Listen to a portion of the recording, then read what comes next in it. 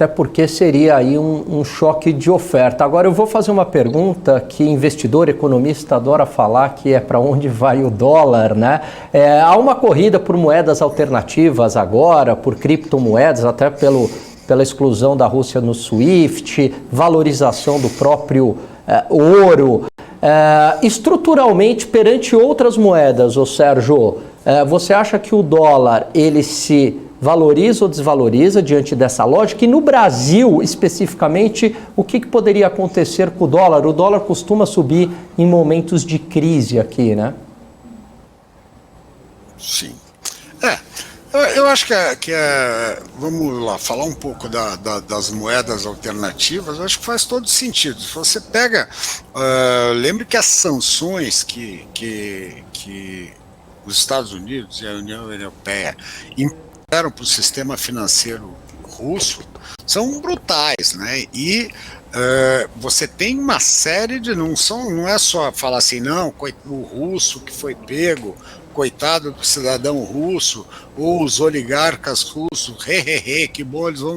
Não, você tem um monte de fundos que investem em títulos lá, né? Você tem, e que muita gente ficou preso, porque simplesmente faltou liquidez. A pior coisa do mundo em qualquer mercado é perder liquidez.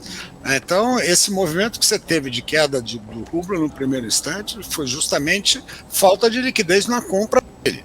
E num segundo momento você nota que você tem uma migração para as criptomoedas, porque aí você tem uma forma de sair desse bloqueio. Tá certo? Então eu acho que a partir da valorização das criptos, elas têm muito a ver como uma moeda alternativa.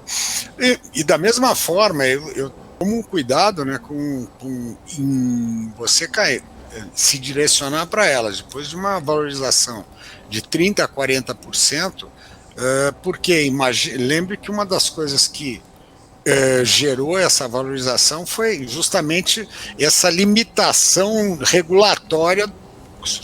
E em alguma hora pode haver alguma algum ato de regulação nas criptos, né? Então sempre tomar muito cuidado com esses movimentos de papéis que dão essas pancadas muito grandes para baixo ou para cima, né? Entrar depois que o trem já passou, normalmente você cai da estação e não vai a lugar nenhum. Quanto a você pensar no dólar no Brasil, hoje foi um efeito interessante. Você tem... Porque, de alguma forma, a gente continua tendo alguns atrativos.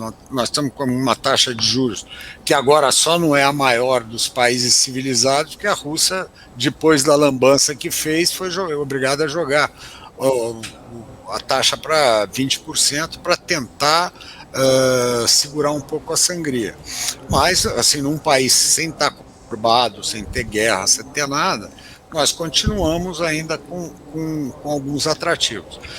E isso, uma coisa que tem mostrado são os fluxos de capital, tanto para a Bolsa como para títulos públicos ou privados, whatever, né?